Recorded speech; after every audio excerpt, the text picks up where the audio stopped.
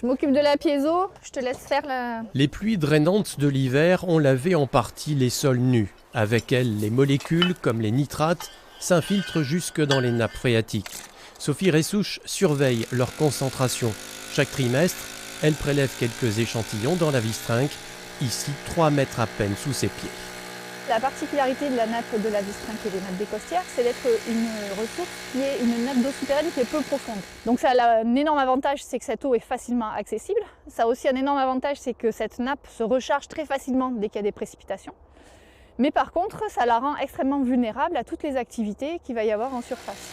En surface sont pointés du doigt les apports d'engrais, les pesticides et parfois les eaux usées responsables de la pollution des nappes.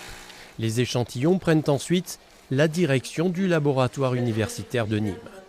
Donc ici, l'échantillon il va être analysé dans sa composition chimique pour voir la chimie de l'eau, et comme ce qu'on a dans les bouteilles d'eau, on achète au supermarché, on a toutes les étiquettes, les compositions qui sont marquées. C'est ça qu'on va analyser avec cette machine. Somar Kachka travaille sur les pesticides présents dans les sols depuis 10 ans.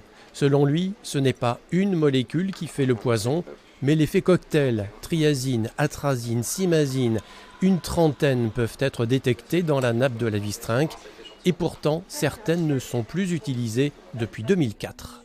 Mais à ma connaissance, il n'y a pas de méthode miracle pour enlever ces molécules, ni de l'eau souterraine, ni de le sol. C'est une question du temps, peut-être d'ici 30 ans, peut-être ces molécules seront évacuées. Peut-être, je dis bien peut-être. Pour tenter de les évacuer, le syndicat des nappes tente de convaincre les agriculteurs d'utiliser des tracteurs plutôt que des herbicides. On intervient sur les sols difficiles, sur les sols de l'agriculteur. Je vois que les dossiers augmentent de plus en plus, les dossiers demandent de financement. Et quand on regarde le terrain, il y a peut-être 80% maintenant des parcelles qui ne sont plus désherbées chimiquement. Lydie est arboricultrice, elle ne semble pas encore convaincue. Je pense qu'on va être obligé d'y venir, vu que maintenant on nous propose pratiquement plus de désherbants. Pour l'écologie, ça peut être une bonne chose, mais ça va nous créer à nous beaucoup plus de travail.